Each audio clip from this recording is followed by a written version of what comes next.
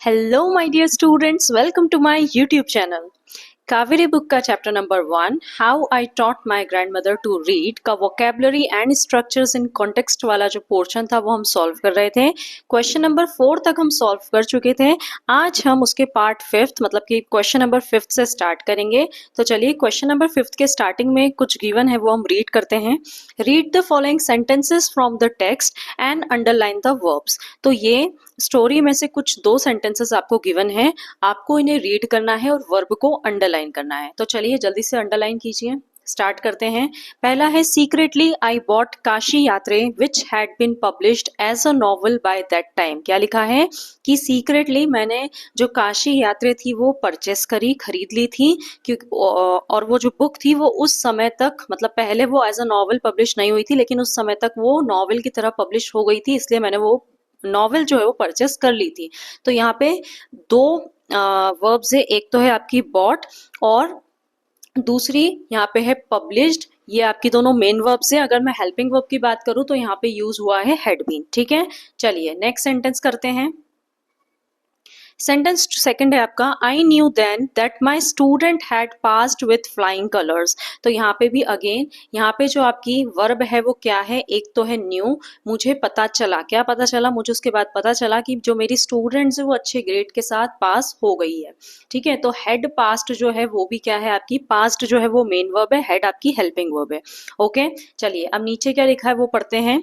In sentence 1 verb bought is in simple past tense. तो पहले sentence में हमने देखा यहाँ पे दोनों वर्ब्स मेंशन नहीं की है, मैंने आपको दोनों बता दी। ठीक है, तो पहले सेंटेंस में बॉट जो थी वो वर्ब का सेकंड फॉर्म, वर्ब का सेकंड फॉर्म अब कहाँ यूज करते हैं, सिंपल पास्ट टेंस में। स्ट्रक्चर क्या होता है, सबसे पहले आता है आपका सब्जेक्ट, फिर आ जाती है आपकी वर्ब की सेकंड फॉर्म और फिर आ जाता है आपका ऑब्जेक्ट। थोड़ा सा गलत गंदी हैंडराइटिंग में लिखा है, लेकिन मैंने साथ में बोला है तो आई होप आपको समझ में आ गया होगा।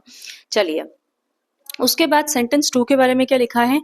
इन sentence 2 verb had past is in past perfect tense. तो सेंटेंस 2 में हैड पास्ट, हैड कब यूज करते हैं हम, प्रेजेंट टेंस में हैज और हैव यूज होता है प्रेजेंट परफेक्ट टेंस में। ठीक है, और पास्ट परफेक्ट में क्या हो जाता है, वो हैड हो जाता है। अभी हम ज्यादा डिटेल में नहीं समझेंगे, अदरवाइज हम कंफ्यूज हो जाएंगे। तो हैड जो है वो पास्ट परफेक्ट में यूज होता है और उसके साथ में वर्ब की थर्ड फॉर्म आती है। ठीक है, तो यहाँ पे हैड पास्ट जो है वो पास्ट परफेक्ट टेंस का है। चलिए आगे बढ़ते हैं। आगे ही ये कुछ लिखा हुआ है, पास्ट परफेक्ट टेंस के बारे में हमें बताया गया है। तो बेसिकली हमारा जो क्वेश्चन होने वाला है वो पास्ट परफेक्ट टेंस से रिलेटेड है। क्या लिखा है, we use past perfect tense to indicate two completed actions, one occurring earlier later past and the other more recently recent past. The more recent action, अब चलिए ये बाद में पढ़ेंगे हम, पहले हम आगे कुछ पढ़ते हैं। पास्ट परफेक्ट टेंस होता क्या है वो समझते हैं। तो पास्ट परफेक्ट टेंस में 2 एक्शंस आती हैं। ठीक है, दोनों ही पास्ट की रहती हैं लेकिन 2 एक्शंस आती है। एग्जाम्पल के लिए मैंने एक सेंटेंस लिखा है यहाँ पे। क्या लिखा है, आई एट लंच एट 2 o'clock। मतलब कि यहाँ पे मैं आपको बता रही हूँ 2 एक्शंस। ठीक है, कि मैंने 2 बजे लंच किया था और मैंने सुबह 9 बजे जो था वो ब्रेकफास्ट किया था। तो 2 पास्ट की एक्शंस हो गई, दोनों पास्ट की है। टाइमलाइन से इसको समझते हैं, जैसे ये आपकी टाइमलाइन है, ये आपका प्रेजेंट है। ठीक है, तो ये एक एक्शन है 2 बजे की जो मैंने यहाँ पे लंच किया था, और उससे पहले मैंने एक एक्शन किया था, वो क्या था, ब्रेकफास्ट करने का, वो मैंने सुबह 9 बजे करा था। ठीक है, तो ज्यादा पुराना काम कौन सा हो गया, 9 बजे वाला। ठीक है, क्योंकि वो ज्यादा पहले किया था। और रीसेंट पास्ट वाला जो जस्ट अभी मतलब सबसे लास्ट में किया था वो क्या था, लंच करना। ठीक है, तो ये 2 आपके पास्ट हो गए। तो जो पहले वाला है ये वाला, इसे हम बोलेंगे अर्लियर पास्ट और इसे हम बोलेंगे रीसेंट पास्ट। ठीक है, चलिए अगर अब हम आगे पढ़ते हैं क्या लिखा है दोनों के बारे में। तो 2 पास्ट एक्टिविटी जब होती है तो जो पहले वाली है लेटर पास्ट उसे बोलेंगे अर्लियर पास्ट, और जो बाद में हुई है उसे हम बोलेंगे रीसेंट पास्ट में। ठीक है, अब the more recent action is expressed in simple past tense. मतलब 2 एक्शंस हो रही है तो 2 वर्ब आएगी। तो जो ज्यादा रिसेंट है, जैसे लंच मैंने रिसेंट 2 बजे किया था, 2 एक्टिविटी थी, 9 बजे ब्रेकफास्ट किया, 2 बजे लंच किया, तो जो रिसेंट कौन सी हुई, लंच वाली एक्टिविटी। तो उसकी जो वर्ब है वो मैं काय में एक्सप्रेस करूंगी, सिंपल पास्ट टेंस में। सिंपल पास्ट टेंस में हम वर्ब का सेकंड फॉर्म यूज करते हैं। वाइल द अर्लियर एक्शन, और जो ज्यादा पुरानी वाली एक्शन है उसके लिए हम पास्ट परफेक्ट टेंस का यूज करेंगे। तो पास्ट परफेक्ट का यूज करना है मतलब हम हैड उसके साथ में वर्ब की थर्ड फॉर्म लिखेंगे। ठीक है, तो चलिए इस एग्जाम्पल को एक बार फिर से देखिए। क्या लिखा था यहाँ पे देखिए, आई एट लंच एट 2 o'clock। जैसा कि मैंने आपको बताया जो मोर रिसेंट है उसके लिए हम वर्ब का सेकंड फॉर्म यूज करेंगे, तो मैंने यहाँ पे एट लिखा है, ठीक है, कि मैंने 2 बजे लंच किया। बिकॉज क्यों किया 2 बजे लंच आज? Because I had eaten breakfast at 9 o'clock, क्योंकि मैं रोज ब्रेकफास्ट नहीं करती हूँ, लेकिन आज मैंने सुबह 9 बजे ब्रेकफास्ट कर लिया था, इसीलिए मैंने 2 बजे जो है वो आज लंच किया, ठीक है। तो ब्रेकफास्ट पहली अर्लियर एक्टिविटी तो हमने उसके साथ हैड ईटन, हैड वर्ब का थर्ड फॉर्म, और जो रीसेंट पास्ट की थी उसके लिए हमने वर्ब का सेकंड फॉर्म यूज करा है। तो चलिए आगे क्या लिखा है, अब यहाँ पे भी 2 एग्जांपल्स गिवन है, उन्हें पढ़ते हैं। Bye the time I reached the party everyone had finished eating. देखिए वापस से 2 एक्शन है, कैसे क्या बोल रहा है वो, कि bye the time I reached the party everyone had finished eating. जब तक मैं पार्टी में पहुंची सब लोग जो थे वो ईटिंग का मतलब जो भी खाना वगैरह था वहां पे वो खा चुके थे, सब लोगों का खाना पीना हो गया था, ठीक है। तो पार्टी में पहुंचना और खाना पीना, तो वो उसके पहुंचने से पहले ही खाने का काम कर चुके थे, ठीक है, मतलब खाने का काम पहले हो गया और वो पहुंची बाद में। तो पहले वाले एक्शन को हमको काय में बताना है, पास्ट परफेक्ट टेंस में, और बाद वाला पहुंचने का काम बाद में हुआ तो उसके लिए हमने रीच्ड यूज किया है, ठीक है, वर्ब का सेकंड फॉर्म यानी कि simple past tense. Next example, when she returned home her brother had finished the project. जब वो घर पहुंची थी उसका भाई प्रोजेक्ट कंप्लीट कर चुका था, ठीक है, मतलब 2 काम हुए, घर पहुंचने का काम और दूसरा काम प्रोजेक्ट कंप्लीट करने का। तो प्रोजेक्ट उसके घर पहुंचने से पहले ही कंप्लीट हो चुका था, ठीक है। तो वापस से हैड फिनिश्ड आ गया और उसके बाद वो पहुंची है, वापस पहुंची है, तो उसके लिए हमने रिटर्न वर्ब का सेकंड फॉर्म यूज करा है। चलिए अब इससे रिलेटेड जो बुक एक्सरसाइज गिवन है वो हम करते हैं। क्या लिखा है, fill in the blanks with simple past and past perfect tense. तो वही आपको कि 2 एक्शंस हर सेंटेंस में गिवन है, आपको पहचानना है कि कौन सी पहली हुई कौन सी बाद में हुई। जो पहले हुई है उसके लिए क्या यूज करेंगे, पास्ट परफेक्ट टेंस, और जो बाद में हुई है उसके लिए क्या यूज करना है, सिंपल पास्ट टेंस। तो चलिए सबसे पहले मैं आपको पढ़ के समझा देती हूँ पूरे, कोशिश कीजिए खुद से सॉल्व करने की, उसके बाद एक्सप्लेनेशन सुनिए, ठीक है। फिर भी नहीं आता है तो फिर आप आंसर्स के साथ उसको समझना। चलिए स्टार्ट करते हैं। ए है आपका, when the delegates arrive at the conference. तो पहले हम एज इट इज वर्ड में जानबूझ के पढ़ रही हूँ, मुझे पता है वो गलत है, वहाँ पे अराइव नहीं आएगा, वहाँ पे कुछ और आएगा, लेकिन मीनिंग समझना हमें जरूरी है। मीनिंग समझेंगे जब भी तो हम बता पाएंगे कि कौन सा काम पहले हो रहा है कौन सा बाद में हो रहा है, ठीक है। So when the delegates arrive at the conference the key note speaker already begin the session. तो 2 काम क्या है, डेलीगेट्स का आना, कि जब डेलीगेट्स जो थे वो कॉन्फ्रेंस में पहुंचे उससे पहले ही जो है जो स्पीकर था वो अपना सेशन, जो स्पीकर माइक पे खड़े होकर बोल रहा था वो अपना सेशन बिगिन कर चुका था। मतलब डेलीगेट्स के पहुंचने का काम बाद में हुआ है और स्पीच जो था उसका जो स्पीकर था उसने पहले ही जो है वो शो जो भी था वो कॉन्फ्रेंस वगैरह वो पहले ही स्टार्ट कर दी थी। तो कौन सा काम पहले हो रहा है, कॉन्फ्रेंस स्टार्ट होने का काम पहले हो रहा है। तो अभी मैं यहाँ आंसर लिख नहीं रही हूँ, ये वाला एक्शन पहले हुआ है तो इसके लिए हम क्या यूज करेंगे बताइए, very good, past perfect tense. और डेलीगेट्स के आने का काम बाद में हुआ है तो यहाँ पे क्या आ जाएगा, वर्ब का सेकंड फॉर्म मतलब कि सिंपल पास्ट टेंस। तो क्या आएगा, when the delegates arrived at the conference the key note speaker had already begun the session, ठीक है। चलिए नेक्स्ट करते हैं। After the students learn how to identify fake news online, ठीक है, they start verifying information before sharing it. तो क्या लिखा है कि जब से स्टूडेंट्स ने फेक न्यूज को, जो ऑनलाइन फेक न्यूज वगैरह आती है, उसे आइडेंटिफाई करना सीखा है, ठीक है। तो ये काम ऑलरेडी पहले हो चुका है, यहाँ पे देखिए आफ्टर लिखा है कि स्टूडेंट्स ने पहले फेक न्यूज को आइडेंटिफाई करना सीखा, उसके बाद उन्होंने क्या किया, उन्होंने कोई भी इंफॉर्मेशन जब वो शेयर करते थे तो पहले उसे वेरीफाई करते थे, उसे जांचते थे कि वो सच में भी रियल न्यूज, ऑथेंटिक न्यूज है या नहीं, ठीक है, रिलायबल न्यूज है या नहीं, उसके बाद ही वो शेयर करते थे। तो यहाँ पे पहले उन्होंने सीखा, लर्न का काम पहले हो रहा है, तो यहाँ पे क्या आ जाएगा आपका, हैड लर्नड। उसके बाद में सेकंड जो दूसरा काम है वेरीफाई करने वाला वो बाद में हुआ है, तो वहां पे आएगा आपका स्टार्टेड। चलिए सी वाला समझते हैं। Before Kiran start using digital payment platforms. तो किरण ने जब डिजिटल पेमेंट प्लेटफॉर्म्स को यूज करना स्टार्ट किया उससे पहले, ठीक है, पहले ही लिखा है बिफोर, उससे पहले उसने क्या करा, she ensure her understanding of online fraud prevention. तो जो भी ऑनलाइन फ्रॉड्स वगैरह होते हैं, ठीक है, तो पेमेंट में अगर फ्रॉड वगैरह हो गया तो फिर वो क्या करेगी, तो उसको कैसे रोकना है, उससे कैसे बचना है, वो सब पहले उसने सीखा। उसके बाद में उसने फिर डिजिटल पेमेंट प्लेटफॉर्म्स को यूज करना स्टार्ट करा। तो सीखने का काम पहले हो रहा है, तो यहाँ पे क्या आ जाएगा, हैड इंश्योर्ड, और फिर उसके बाद में उसने स्टार्ट करा तो ये हो जाएगा स्टार्टेड। चलिए नेक्स्ट देखते हैं। नेक्स्ट है आपका D, bye the time Varun dash the importance of budgeting he by the time Varun recognized the importance of budgeting, he exhausted most of his savings. क्या लिखा है कि जिस समय तक, मतलब जब उसने उसे पता चला कि कोई भी चीज़ बजटिंग करने का क्या इम्पोर्टेंस है, तब तक वो अपनी काफ़ी सारी सेविंग्स जो थी वो ख़त्म कर चुका था। ठीक है, तो यहाँ पे कौन सा काम पहले हो रहा है, मतलब पैसे उड़ाने का काम पहले हो रहा है, वो ख़त्म कर चुका था, पहले ही काफ़ी सारे पैसे उड़ा चुका था, तो यहाँ पे आएगा हैड एग्जॉस्टेड, उसके बाद में उसे इम्पोर्टेंस पता चला काय का, बजटिंग का, तो वहाँ पे क्या आ जाएगा, रिकॉग्नाइज्ड। डोंट वरी, मैं आपको सारे आंसर्स अभी शो करने वाली हूँ।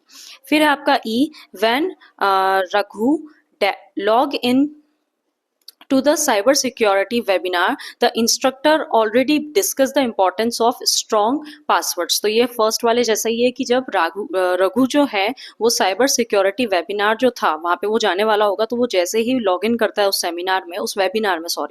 वेबिनार में जैसे ही वो लॉगिन करता है, वो क्या देखता है कि जो इंस्ट्रक्टर है वो पहले से ही, मतलब आधा सेशन उसका छूट गया, वो पूरे की पूरे जो इम्पोर्टेंस है, स्ट्रॉन्ग पासवर्ड क्यों रखना चाहिए हमें, उसके इम्पोर्टेंस वो ऑलरेडी बता चुका है।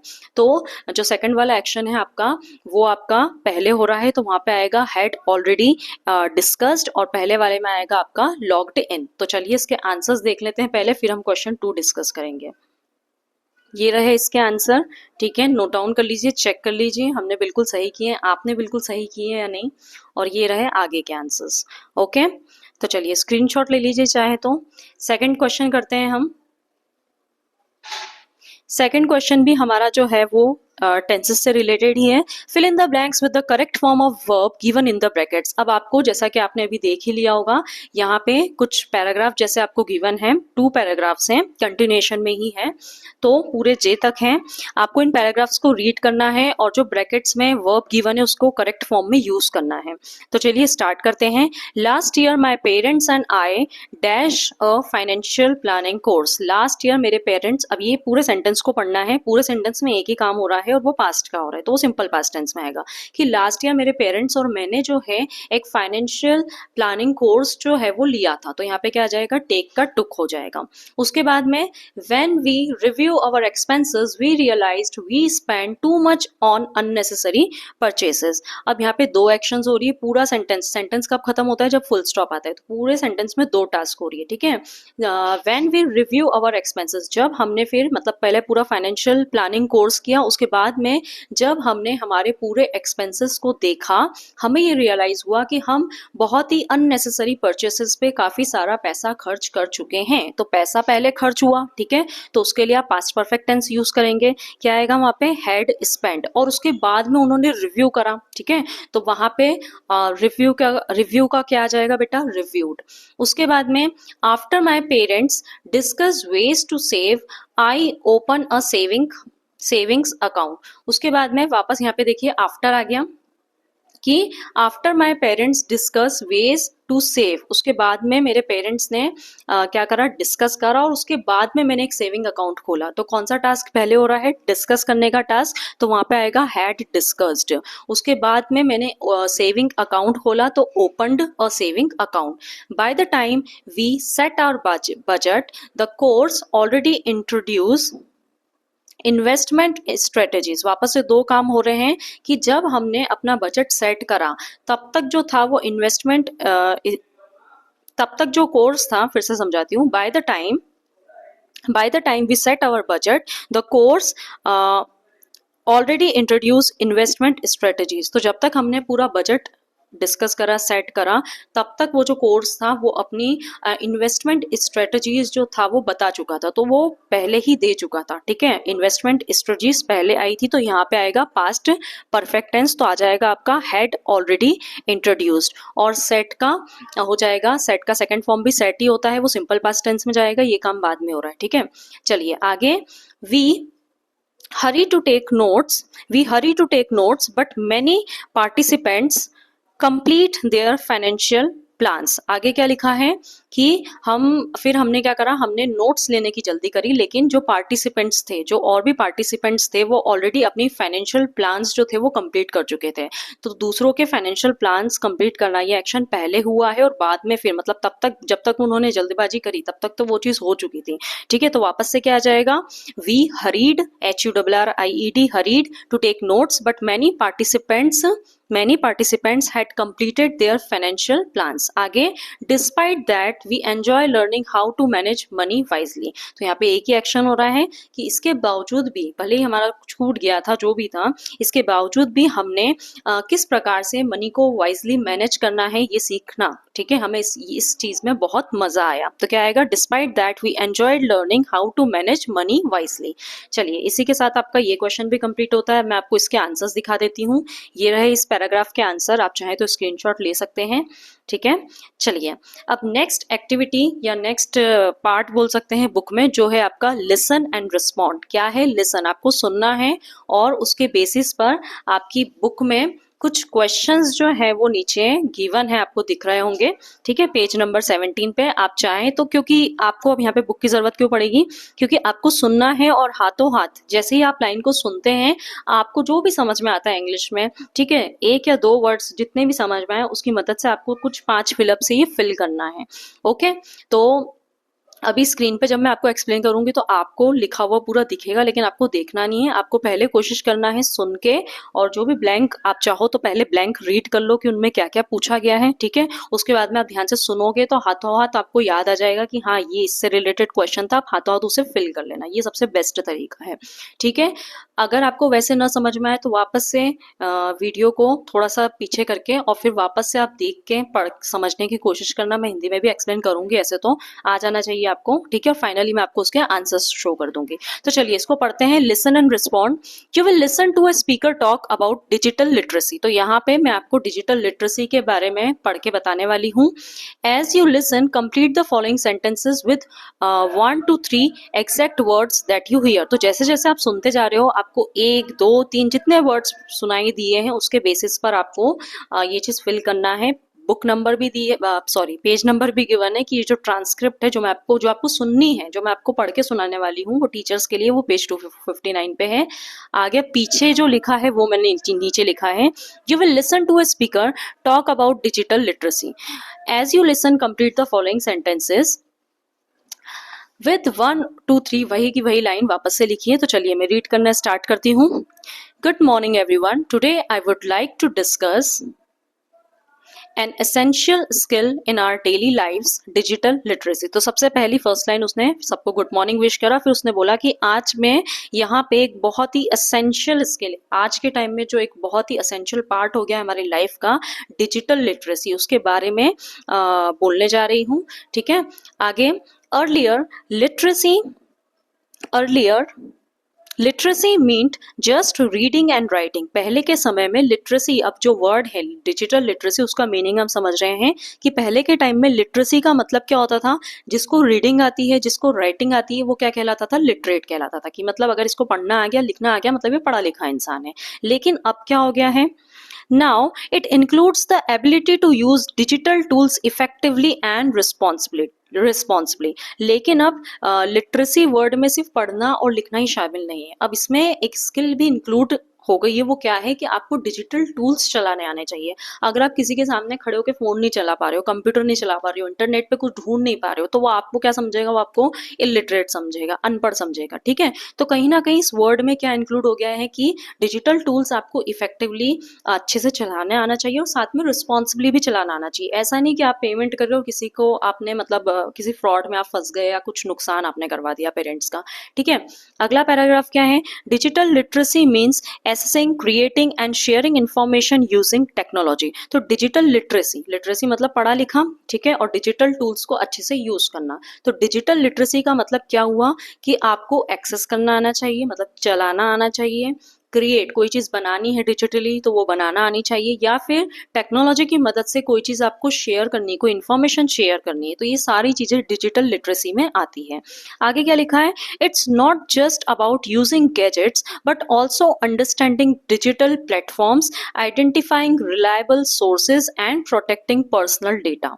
क्या लिखा है, सिर्फ डिजिटल लिटरेसी का मतलब सिर्फ ये नहीं है कि आपको गैजेट्स अच्छे से चलाना आते हैं, ठीक है, आप कुछ चला रहे हैं तो आपको जितने भी डिजिटल प्लेटफॉर्म्स है वो आपको प्रॉपरली समझ में आने चाहिए। उसके बाद में कौन सी इन्फॉर्मेशन, कौन सा सोर्स जो है वो रिलायबल है, जैसे होता है ना कोई लिंक आ गई, आपने क्लिक कर दिया और आपके बैंक अकाउंट से पैसे उड़ गए, तो आपको किसी भी सोर्स की ऑथेंटिसिटी, कि वो रियल है फेक तो नहीं है, ये आइडेंटिफाई करना आना चाहिए। उसके बाद में जो भी पर्सनल डेटा वगैरह आप डाल रहे हो, कहीं पे भी इंफॉर्मेशन फिल कर रहे हो अपनी, तो उसे प्रोटेक्ट करना भी आना चाहिए कि कौन सी इन्फॉर्मेशन हमें फिल करनी चाहिए, कौन सी पर्सनल डेटा हमें शेयर करना चाहिए, नहीं करना चाहिए, सारी चीज़ें काय में आती है, डिजिटल लिटरेसी में आती है। So why do you think digital literacy is important? तो वो अब हमसे पूछ रहा है कि आप इस बारे में क्या सोचते हो, डिजिटल लिटरेसी क्यों इम्पॉर्टेंट है। आगे क्या बोल रहा है वो, first it empowers individuals, students learn to research critically, professionals handle digital transactions and senior citizens stay connected. तो एम्पावर सबसे पहली चीज़ ये एम्पावर करता है इंडिविजुअल को। जैसे कि अगर मैं स्टूडेंट्स की बात करूँ तो स्टूडेंट्स जो है वो किसी भी चीज़ को डीपली रिसर्च उस पर कर सकते हैं। प्रोफेशनल्स जो हैं वो, उनके लिए डिजिटल कैसे हो सकता है कि वो जितने भी ट्रांजेक्शन्स वगैरह करते हैं, ठीक है, तो वो डिजिटली उनको कर सकते हैं, उसे हैंडल करना उन्हें आना चाहिए।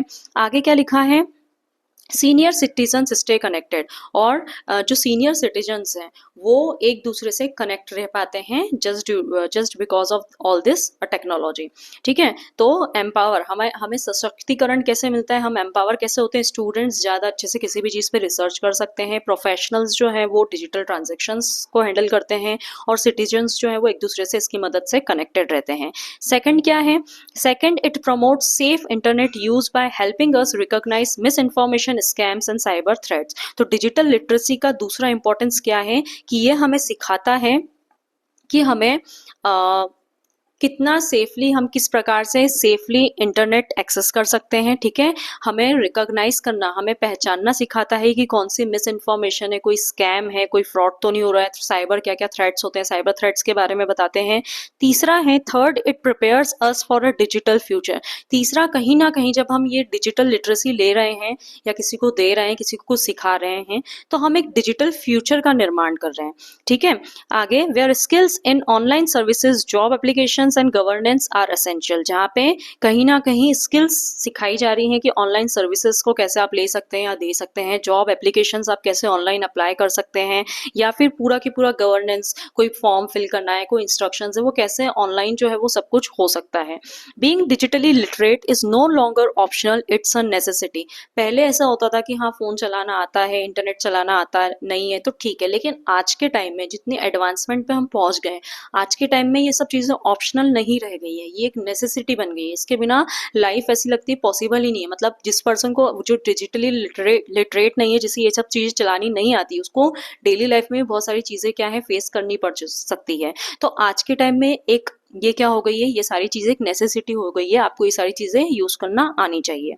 चलिए आगे क्या लिखा है, this is the reason the digital सशस्त्र अभियान दिशा और national digital literacy mission NDLM scheme has been formulated to impact IT training to people across the country। इसी यही कारण है कि ये जो अलग अलग गवर्नमेंट ने चलाए हैं, पहला क्या है दिशा, दूसरा क्या है NDLM, ये जो स्कीम्स हैं ये क्या कर रही हैं, ये पूरी कंट्री में लोगों को डिजिटल लिटरेट बना रही है, उन्हें IT ट्रेनिंग वगैरह दे रही है, और ये सारी चीज़ें पूरी जो है वो सिखा रही है। तो इसी के साथ आपकी जो ये ट्रांसक्रिप्ट थी ये पूरी कंप्लीट होती है। अब इससे रिलेटेड 5 फिलअप्स थे सिंपल से, वो आपको यहाँ पे गिवन है। अगर अभी तक आपने नहीं करे हैं तो एक बार अपने आप से इन्हें ट्राई कीजिए, फिल करने की कोशिश कीजिए। चलिए अब इसके आंसर्स के साथ इसे समझते हैं। लिटरेसी दीज डेज इंक्लूड्स, तो लिटरेसी का आज के टाइम में क्या मतलब हो गया है? Literacy these days includes the ability to use digital tools. अगर आपने डिजिटल टूल्स भी लिखा है तो वो भी सही है, और अगर आपने और ज्यादा अच्छे से सुना और आपने आगे का भी लिखा है तो और भी अच्छी बात है। तो क्या आंसर है इसका? Digital tools effectively and responsibly. Second है आपका digital literacy is also about protecting. Digital literacy और हमें क्या प्रोटेक्ट करने के लिए सिखाती है, वो क्या सिखाती है? Personal data. थर्ड है आपका digital literacy enables the elderly to. Digital literacy जो है वो एल्डरली को किस प्रकार, वो क्या हेल्प करती है, उन्हें किस चीज में इनेबल करती है? टू स्टे कनेक्टेड, एक दूसरे के साथ वो कनेक्टेड रह सकते हैं। फोर्थ है आपका digital literacy encourages using the internet safely. तो जब डिजिटल लिटरेसी की मैं बात करूँ तो वो क्या इनकरेज करती है? कि आप safely by helping us recognise scams and in misinformation, कि आप सेफली इंटरनेट को एक्सेस कर सकें। और स्कैम्स, तीन चीजें थी, एक था आपका स्कैम्स, दूसरा था आपका मिस इन्फॉर्मेशन, और तीसरा था आपका साइबर थ्रेट्स। ये सारी चीजें आप आइडेंटिफाई कर सके, रिकॉग्नाइज कर सके। तो अगर आपने कोई सी भी दो ब्लैंक स्पेस है तो कोई से दो लिखने थे आपको। ओके। फिफ्थ है आपका the national digital literacy mission helps people across the country bye imparting IT training. तो ये जो प्रोग्राम है ये पूरे कंट्री में, अक्रॉस द कंट्री, ये क्या कर रहा है? आईटी ट्रेनिंग जो है वो दे रहा है और लोगों की हेल्प कर रहा है। इसी के साथ आपका लिसन एंड रिस्पॉन्ड वाला सेक्शन भी खत्म होता है। नेक्स्ट है आपका स्पीकिंग एक्टिविटी जो है, ठीक है। अब यहाँ पे क्या एक्टिविटी गिवन है? एक्टिविटी के बारे में लिखा है Turncoat is a type of solo debate where the speaker argues for and against a topic, switching sides after a certain period of time. तो एक एक्टिविटी है टर्नकोट, एक प्रकार का सोलो डिबेट कॉम्पिटिशन्स वगैरह होती है, जिसे आप हिंदी में बोलते हैं वाद विवाद प्रतियोगिता।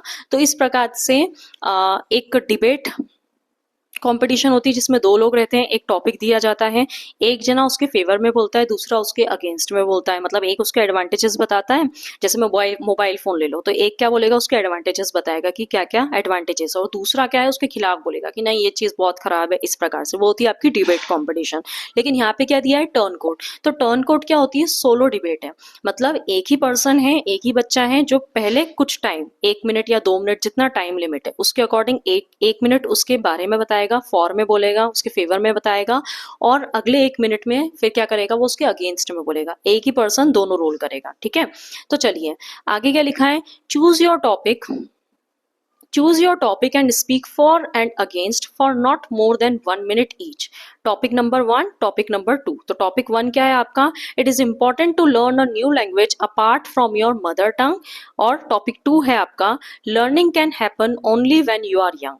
तो क्या बोला गया है कि आपको दो टॉपिक हैं, कोई सा भी एक टॉपिक आप ले सकते हैं, उस पर आपको 1 मिनट के लिए बोलना है, 1 मिनट आप उसके फॉर में बोलेंगे और अगले 1 मिनट आप उसके अगेंस्ट में बोलेंगे, ठीक है। उसके बाद में कुछ गाइडलाइंस है जिसे आप फॉलो कर सकते हैं कि आप क्या लिखा है, सबसे पहले आप बिगिन करेंगे फॉर, सबसे पहले आप उसके फेवर में बोलेंगे 1 मिनट के लिए, उसके बाद में आपकी टीचर को सिग्नल करना है, जब आपका 1 मिनट हो जाएगा तब आपको साइड स्विच करना है और फिर उसके अगेंस्ट में भी 1 मिनट बोलना है।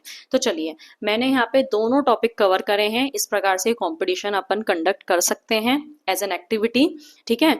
चलिए अब यहाँ पे आपको एक टेबल गिवन है, जब आप फॉर में बोलेंगे तो आप किन किन चीजों का यूज कर सकते हैं, मतलब फॉर में जब आप बोलेंगे तो आप अपनी सेंटेंसेस को इन सेंटेंसेस के साथ स्टार्ट कर सकते हैं, और जब आप अगेंस्ट में बोलेंगे तो आप इन ग्रुप ऑफ वर्ड्स का यूज कर सकते हैं, ठीक है। तो चलिए इन्हीं का यूज करके मैंने एक पैराग्राफ सा बनाया है, वो समझते हैं। सबसे पहले आपका टॉपिक 1 है, it is important to learn a new language apart from your mother tongue, ठीक है।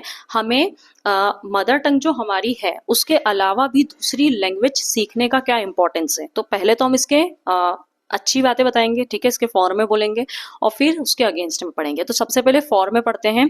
तो देखिए ये जो भी मैंने बोल्ड से लिखा है ना, ये जो मैंने अभी आपको टेबल दिखाई थी, तो उन्हीं वर्ड्स का, उन्हीं सेंटेंसेस का मैंने यहाँ पे यूज करा है और उसी में आगे ज्वाइन करके बनाया है। ठीक है, तो चलिए स्टार्ट करते हैं। To begin with I would like to speak for the topic. सबसे पहले हम स्टार्टिंग में अपना टॉपिक बताएंगे कि हमने कौन सा टॉपिक लिया है। ठीक है, फिर हम सेकंड चीज में ये बताएंगे कि हम उसके फॉर में बोल रहे हैं। तो क्या लिखा है, to begin with I would like to speak for the topic that learning a second language is essential in our modern world. तो उसने किस प्रकार से स्टार्ट किया, उसने बोला कि सबसे पहले मैं अपने टॉपिक के फॉर में बोल रहा हूँ और मेरा टॉपिक ये है कि आज के टाइम में मॉडर्न वर्ल्ड में सेकंड लैंग्वेज सीखने का क्या इंपॉर्टेंस है। फिर आगे वो क्या बोल रहा है, my first argument in favor of this is that it opens door to different cultures, allowing us to see the world through a new lens। तो सबसे पहली बात जो मैं अपने फेवर में बोलना चाहूँगा वो ये है कि जब हम सेकंड लैंग्वेज सीखते हैं तो हम कहीं ना कहीं दूसरे कल्चर से जुड़ सकते हैं। ठीक है, मतलब अगर हमने कोई स्पेनिश सीख ली, इटालियन सीख ली, फ्रेंच सीख ली, तो हम वहाँ पे ट्रेवल कर सकते हैं। फिर उसके बाद में हम वहाँ के कल्चर के बारे में इंटरनेट पे भी बहुत सारे चीज़ें आप देख सकते हो जो कि उस लैंग्वेज में है, तो आपको कहीं ना कहीं आप उस कल्चर से जुड़ पा रहे हो, उस कल्चर के बारे में जान पा रहे हो। इसकी मदद से हम मतलब एक जो तरीका है हमें हमारी दुनिया को देखने का, वो हमारे आसपास के लोगों से बना हुआ है, और दूसरा कि वो लोग अपनी लाइफ कैसे जीते हैं, तो एक दूसरे नज़रिए से हम दुनिया को देख पाते हैं। Most importantly I want to mention that bilingualism significantly boost brain power and improves memory. तो बायलैंग्वल मतलब क्या होता है, जो पर्सन एक से ज्यादा लैंग्वेज बोल सकता है, 2 लैंग्वेज बोल सकता है। ठीक है, तो उससे ज़्यादा इंपॉर्टेंटली मैं यहाँ पे ये बताना चाहता हूँ कि जब हम 2 लैंग्वेजेस सीखते हैं तो कहीं ना कहीं हमारी ब्रेन पावर जो है वो बढ़ती है और हमारी मेमोरी शार्प होती है। In addition to that it provides a massive advantage in the global job market. इसके साथ ही साथ में जब हमें 2 लैंग्वेज आती है तो हमारी जॉब अपॉर्चुनिटीज़ बढ़ जाती है। जॉब मार्केट में हमारी वैल्यू जो है, जब हम जॉब वगैरह के लिए जाते हैं तो हमारी वैल्यू जो है वो बढ़ जाती है। ठीक है, वहाँ पे भी हमें बेनिफिट मिलता है। I strongly feel that being able to communicate with people from different backgrounds fosters empathy। और मेरा ऐसा स्ट्रांगली ये चीज़ मेरी मतलब मैं इस चीज़ पे बिलीव करता हूँ कि जब हम दूसरे लोगों से, अभी तो हम जो लैंग्वेज हमें आती है, ठीक है, हमें हिंदी आती है, तो हम जितने भी हिंदी स्पीकर उनसे कम्युनिकेट कर पा रहे हैं, उनके प्रति उनकी चीज़ों को उन्हें हम समझ पा रहे हैं कि वो क्या फील करते हैं, कैसे क्या चल रहा है उनका। ठीक है, वैसे ही जब हमें दूसरी लैंग्वेज आती है तो हम दूसरे लोगों से जुड़ पाते हैं। ठीक है, उनके बैकग्राउंड को समझ पाते हैं, उनके प्रति भी हमारे दिल में जो एक सहानुभूति की भावना है वो आती है। ठीक है, हम कहीं ना कहीं उनसे कनेक्टेड फील करते हैं। I have a reason to believe that it makes travel much more meaningful. और मेरा ऐसा मानना है कि जब हमें दूसरी लैंग्वेज आती है और फिर हम उस कंट्री में जाते हैं, उस प्लेस पर जाते हैं, तो हमारी जो ट्रैवल है वो और ज़्यादा मीनिंगफुल हो जाती है। There is no doubt that a new language is a key that unlocks countless opportunities. तो इस बात को कहने में कोई डाउट नहीं, कोई शंका नहीं बसती है कि जब हम एक नई लैंग्वेज सीख लेते हैं तो बहुत सारी अपॉर्चुनिटीज़ जो है वो हमारे लिए अनलॉक हो जाती है। चलिए अब हम इसी टॉपिक के अगेंस्ट में बोलेंगे।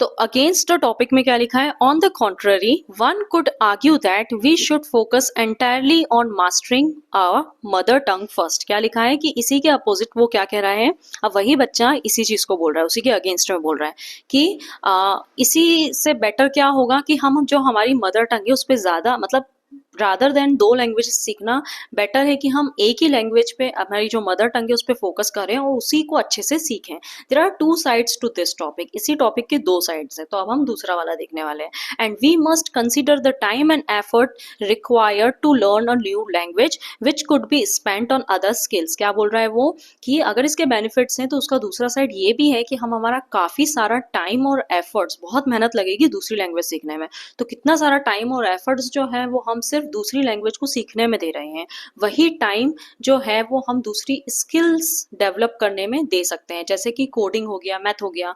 मैथ, ठीक है, मैथ्स जो है उस पर आप ज़्यादा वर्क कर सकते हो, वो आपको काम आएगा। आप कोडिंग सीख सकते हो, ठीक है, ये सारी चीज़ें आप कर सकते हो। If I could make a point here, modern translation technology is becoming so advance that the language barrier is quickly disappearing. और पहले के टाइम में लैंग्वेज वगैरह की दिक्कत आया करती थी, लेकिन अभी ट्रांसलेटर वगैरह जो है टेक्नोलॉजी में, आप कहीं भी जाओगे आप गूगल पे 2 मिनट में ट्रांसलेट करके किसी भी लैंग्वेज का देख सकते हो। तो लैंग्वेज बैरियर जो था वो आजकल क्योंकि टेक्नोलॉजी इतनी एडवांस हो गई तो लैंग्वेज का इतना ज़्यादा इशू रहा नहीं है, ठीक है। आगे क्या बोल रहा है वो, I am pretty sure that forcing children to learn multiple language can sometimes lead to confusion rather than clarity.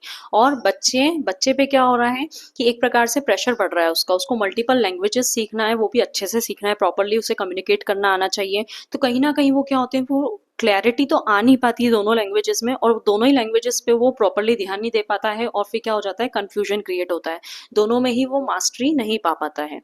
Well I am not sure whether you can really justify the stress it adds to a students workload. और वो ये कह रहा है कि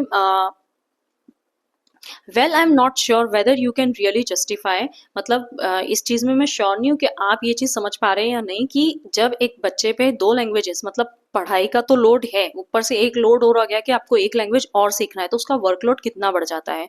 सो to put it in a few words, while beneficial it is not an absolute necessity for everyone.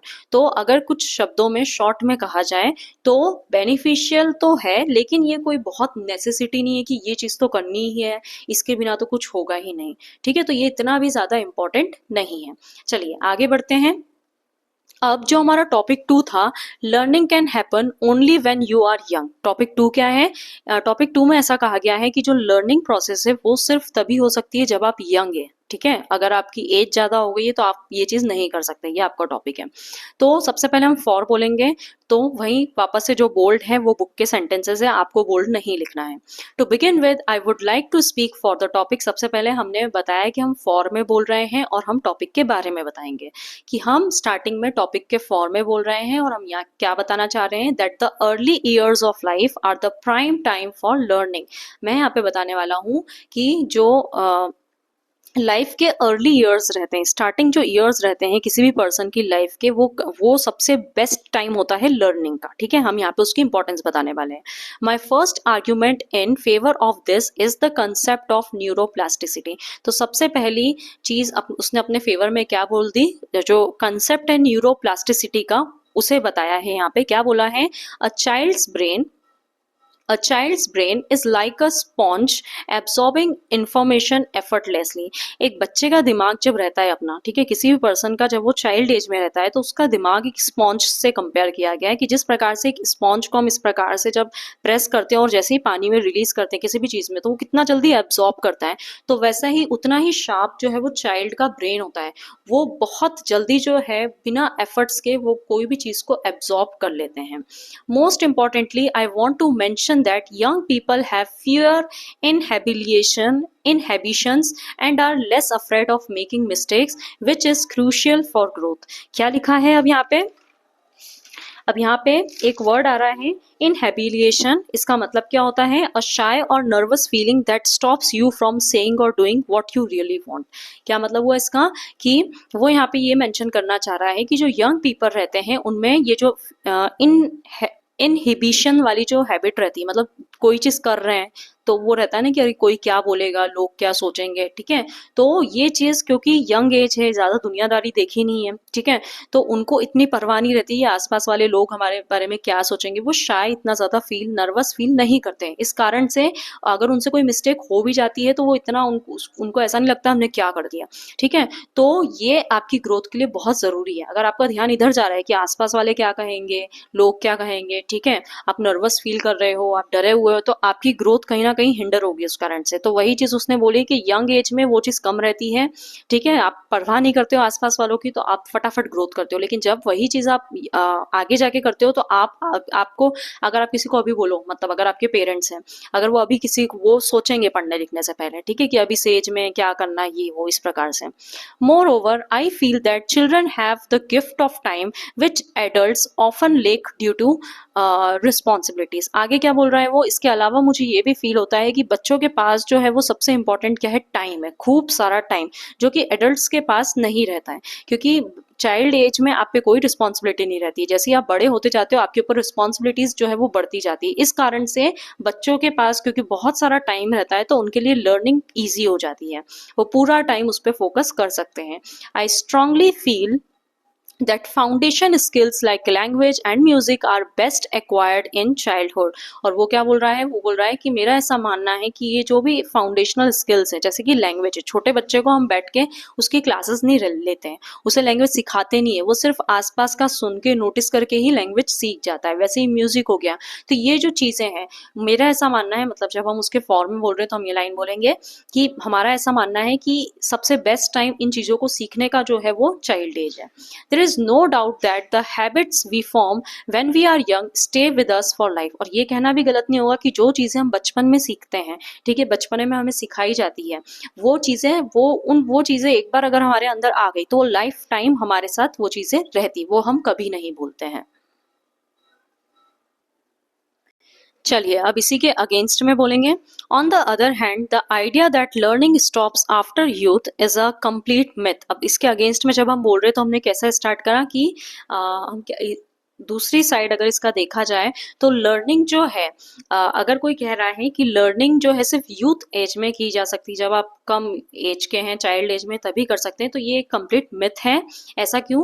There are two sides to this topic. इसी topic के दो साइड्स हैं। And history is full of people who achieved greatness in their later years. और जब आप history में जाके history को सर्च करोगे, हिस्ट्री में जाके देखोगे, तो आप ये पाओगे कि बहुत से ऐसे लोग हैं जिन्होंने चाइल्ड एज में, मतलब उन्हें देखकर ऐसा कोई नहीं कहता था कि ये बहुत सक्सेसफुल हो जाएंगे।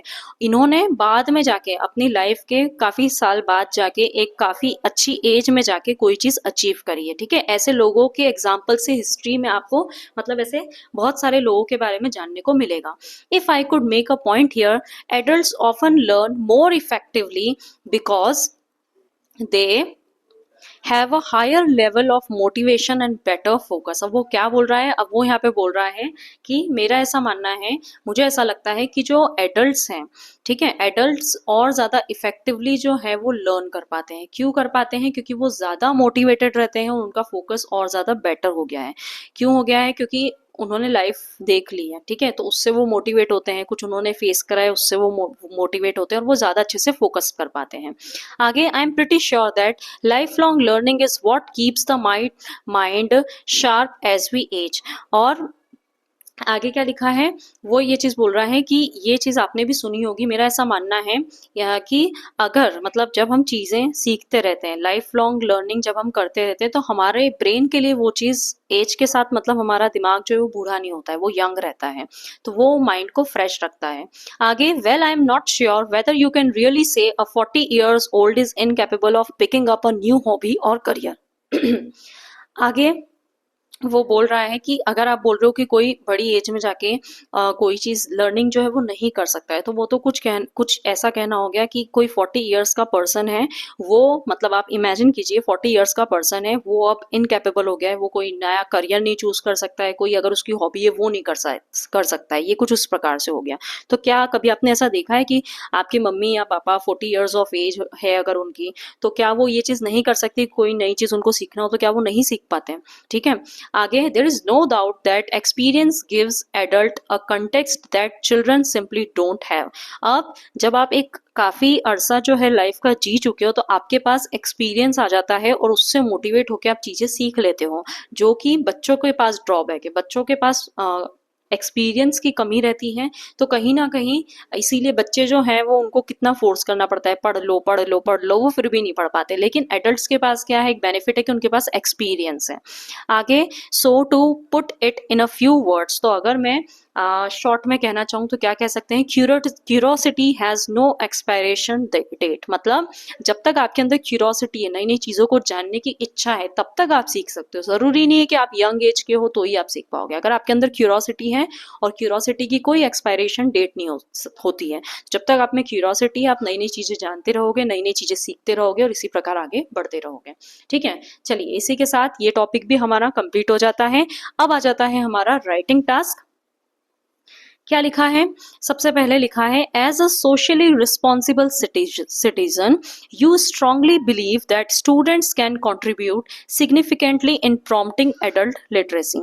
तो एक सोशली रिस्पॉन्सिबल सिटीजन होने के नाते आपका ये स्ट्रांगली मानना है कि बच्चे जो हैं एडल्ट लिटरेसी में, बहुत से भी अभी आसपास आपने देखे होंगे बहुत से ऐसे एडल्ट्स हैं, बड़े लोग जो हैं वो क्या है उनको अभी पढ़ना लिखना नहीं आता है। तो आप एक सोशली रिस्पॉन्सिबल सिटीजन है और आपका ऐसा मानना है कि बच्चे जो हैं अगर मैं एडल्ट लिटरेसी की बात करूं तो इसमें एक बहुत अच्छा योगदान जो है वो दे सकते हैं, उसे प्रमोट करने में हेल्प कर सकते हैं। Write a letter to the editor, तो अब आपको एक लेटर लिखना है एडिटर को ऑफ अ लोकल न्यूज़पेपर, एक न्यूज़पेपर के एडिटर को आपको लेटर लिखना है emphasising the importance of student participation in adult literacy camps conduct by various organization। तो उस लेटर में आप किस चीज़ पे जोर देंगे, किस चीज़ पे एम्फसाइज करेंगे, आप उसे बताएंगे कि स्टूडेंट का इन चीज़ों में, ये जो अलग अलग लिटरेसी कैंप वगैरह चलते रहते हैं, अलग अलग ऑर्गेनाइजेशंस जो ये कैंप वगैरह चलाती है, तो इसमें अगर स्टूडेंट्स को भी इन्वॉल्व कर लिया जाए तो उसका क्या इंपॉर्टेंस रहेगा, क्या इम्पैक्ट आएगा उस पर।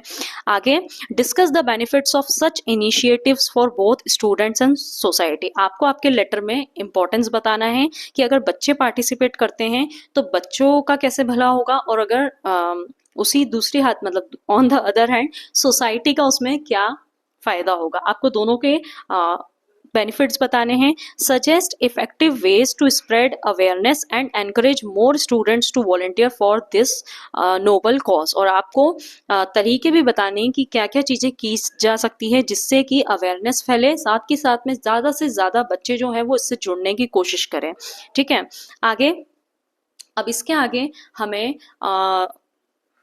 लेटर टू द एडिटर क्या होता है वो बताया गया है। A letter to the editor is a formal letter. सबसे पहले तो ये एक फॉर्मल लेटर होता है in which the writer gives suggestion and creates awareness on an issue. तो इसमें जो राइटर रहता है वो एक प्रकार से एडिटर को सजेशन दे रहा है कि वो क्या क्या कर सकता है, उसके साथ ही किसी टॉपिक पर, किसी पर्टिकुलर टॉपिक पर वो अवेयरनेस फैलाना चाहता है। वो जो टॉपिक होगा वो पब्लिक इंटरेस्ट में हो सकता है, ठीक है, मतलब पब्लिक इंटरेस्ट वाला टॉपिक ही होना चाहिए, पर्सनल लेटर नहीं लिखेंगे हम एडिटर को। ठीक, कोई ऐसी चीज है जो लार्ज नंबर ऑफ पीपल को अफेक्ट करती है उसके ऊपर लेटर टू द एडिटर लिखा जाता है। ठीक है, अब आप काय काय पे लिख सकते हो। पहली चीज पब्लिक इंटरेस्ट पे लिख सकते हो, या फिर कोई ऐसा इशू जो ऑलरेडी किसी आर्टिकल में या किसी राइटअप में या किसी पब्लिश्ड लेटर में वो टॉपिक चल रहा है उसके ऊपर भी आप ये टॉपिक लिख सकते हो। पॉइंट्स टू रिमेंबर में हमें उसका फॉर्मेट बताया गया है। सबसे पहले आप क्या लिखोगे, नेम, डेजिग्नेशन, एड्रेस लिखोगे, फिर आ जाएगी आपकी डेट। ठीक है, फिर आपका आ जाएगा एक चीज यहाँ पे गायब है, वो हम अभी आगे लेटर में देखेंगे। फिर आपका सब्जेक्ट आएगा, फिर आपका सैल्यूटेशन आ जाएगा, सर, मैडम, और फिर आपकी बॉडी आ जाएगी जो कि एटलीस्ट 3 पैराग्राफ्स में होनी चाहिए। फिर आपको पैराग्राफ 1 जैसे कि अभी हमने देखा था, ये जो एक्टिविटी की थी हमने स्पीकिंग वाली, जैसे वो टेबल गिवन थी ना पूरी कि आप इन सेंटेंसेस का यूज कर सकते हैं, तो वैसे ही यहाँ पे दिया है कि पैराग्राफ 1 में आप सबसे पहले प्रॉब्लम बताएंगे। ठीक है, अगर कोई आर्टिकल से रिलेटेड है तो उस आर्टिकल का बताएंगे कि आपकी इस डेट के इस आर्टिकल में ये चीज मेंशन थी। ठीक है, फिर पैराग्राफ 2 में आप क्या करेंगे, उस पूरे प्रॉब्लम को एनालाइज करेंगे, उसके कॉज बताएंगे कि इसके कारण क्या और इसके कॉन्सिक्वेंसेस क्या हो सकते हैं, वो सब बताएंगे आप। उसके बाद में थर्ड पैराग्राफ में आप क्या बताएंगे कि क्या पॉसिबल सजेशंस, ठीक है, क्या सॉल्यूशंस पॉसिबल है इसके, आप वो सब बताएंगे। चलिए, सबसे आखिरी में हम क्या लिखते हैं, complimentary close, yours truly, yours faithfully, sincerely, इस प्रकार से लिखेंगे। उसके बाद में लैंग्वेज फॉर्मल लेटर है तो कैसी होनी चाहिए, फॉर्मल होनी चाहिए एकदम, ठीक है, क्लियर होनी चाहिए और एकदम up to the point, specific होनी चाहिए, कोई भी आलतू फालतू चीजें हम यहाँ पे नहीं लिखेंगे। सेकंड चीज, short and to the point sentence होने चाहिए, आपके सेंटेंसेस शॉर्ट होने चाहिए और जैसे मैंने बोला बिल्कुल प्रिसाइज लिखना है, टू द पॉइंट लिखना है, फालतू की चीजें नहीं लिखना है। आगे, पर्पस स्टेटेड क्लियरली एंड कॉन्साइसली, जो भी आपका पर्पस है लेटर को लिखने का वो बहुत अच्छे से आपको क्लियरली मेंशन करना है, सामने वाले को समझ में आना चाहिए। उसके बाद में relevant details to be given, जो भी जरूरी जानकारी है, डिटेल्स है, वो आपको अपने लेटर में मेंशन करना है। चलिए, अब इसका सॉल्यूशन देखते हैं हम। सबसे पहले आ जाता है हमारा एड्रेस, ठीक है, 133 कालानी नगर, इंदौर, ये हमारा एड्रेस है, जो भी लेटर लिख रहा है उस पर्सन का एड्रेस है। ठीक है, तो ये तो हो गया आपका एड्रेस। फिर यहाँ पे आप एक लाइन लीव करेंगे, उसके बाद में जिस तारीख को आप लिख रहे हैं लेटर, वो डेट आ जाएगी आपकी, फिर आपको 1 लाइन लीव करना है, फिर एडिटर का एड्रेस आ जाएगा, तो द एडिटर, फिर न्यूज़पेपर का नाम कि कौन से न्यूज़पेपर का वो एडिटर है और उसका एड्रेस, और फिर यहाँ पे आपको 1 लाइन लीव करनी है। फिर आ जाएगा आपका सब्जेक्ट। सब्जेक्ट क्या था हमारा, importance of student participation in adult literacy camp, की स्टूडेंट का एडल्ट लिटरेसी कैंप में पार्टिसिपेट करने का क्या इंपॉर्टेंस है। ठीक है, चलिए अब आगे बढ़ते हैं। आगे आ जाता है आपका रिस्पेक्टेड सर मैडम। आप चाहो तो सिर्फ सर मैडम भी लिख सकते हो। अब हमें पता नहीं है कि वो जो एडिटर है वो कोई सर है या मैडम है, इसलिए हम ऑब्लिक लगा के दोनों लिखेंगे। ठीक है, चलिए अब स्टार्ट करते हैं। अब यहाँ पे रिस्पेक्टेड सर मैडम के बाद में लाइन नहीं लीव करना है।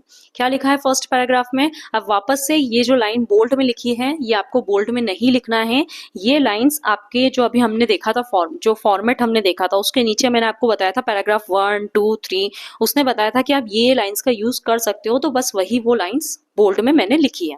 क्या लिखा है, this is with reference to the article about adult education dated July 5 in your newspaper. अब वापस से न्यूज़पेपर का कोई पुराना आर्टिकल था जो कि कब आया था, जुलाई 5 को आया था, और किससे रिलेटेड था वो, एडल्ट एजुकेशन से रिलेटेड था। तो उसके बेसिस पर, उसके रेफरेंस में हम अपना लेटर ये लिख रहे हैं, ये हमने मेंशन करा है स्टार्टिंग में।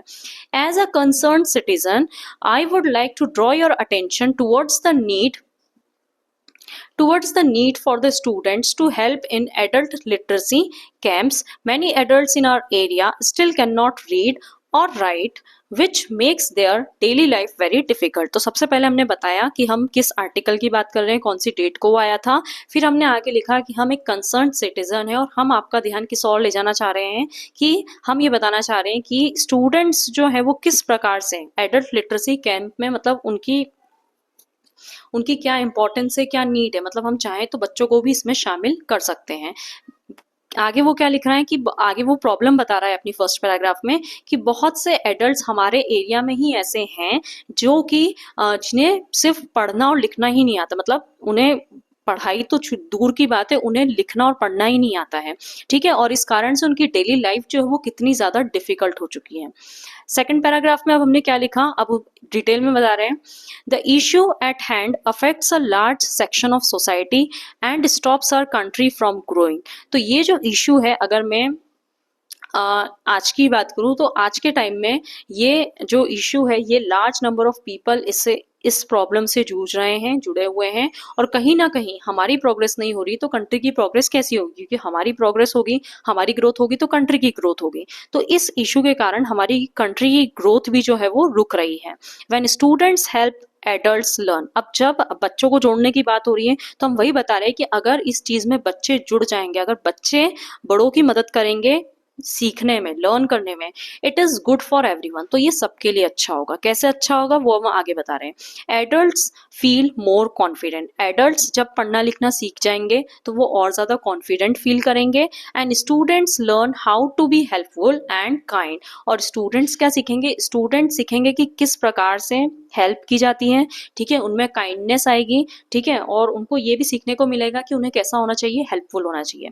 It is imperative that we realise that education is the best way to help people have a better life। तो वो आगे क्या बोल रहा है कि हमें ये आज ही रियलाइज कर लेना चाहिए, बहुत इंपॉर्टेंट है ये चीज रियलाइज करना कि अगर हम किसी की हेल्प करना चाहते हैं तो सबसे अच्छा तरीका है उसकी हेल्प करना कि आप उसे पढ़ना लिखना, आप उसे एजुकेशन दो, आप उसे पढ़ना लिखना सिखाओ। सबसे अच्छा दान विद्या का दान। ठीक है, तो आप अगर लोगों की हेल्प करना चाह रहे हो तो सबसे अच्छा तरीका है कि आप उसे एजुकेशन दो।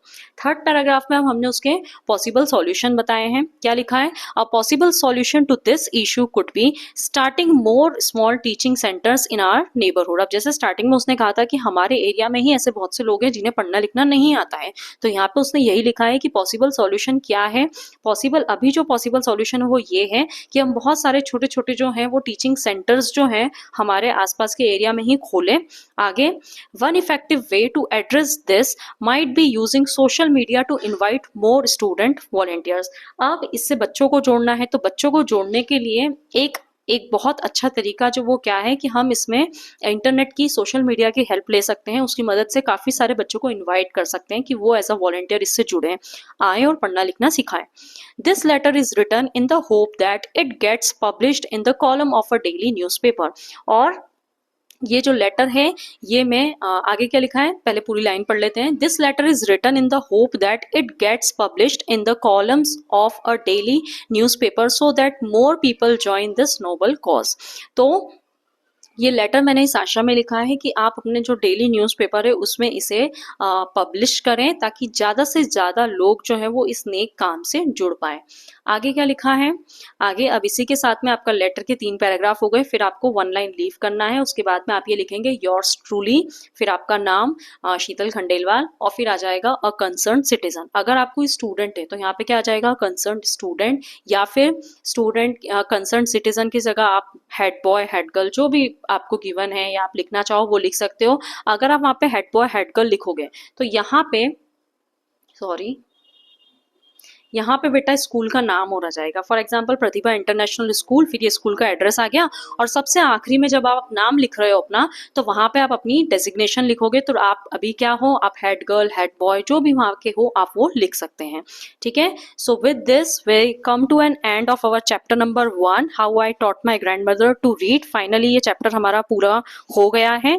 अब नेक्स्ट वीडियो से इसके बाद की जो पोम है, the very first pome of this book Bharat our land, वो अपन स्टार्ट करेंगे। सो वीडियो पसंद आया हो तो वीडियो को लाइक ज़रूर करना, अपने दोस्तों के साथ शेयर ज़रूर करना, और चैनल को ऐसे ही और वीडियोस के लिए सब्सक्राइब ज़रूर करना। Thanks for watching and follow for more.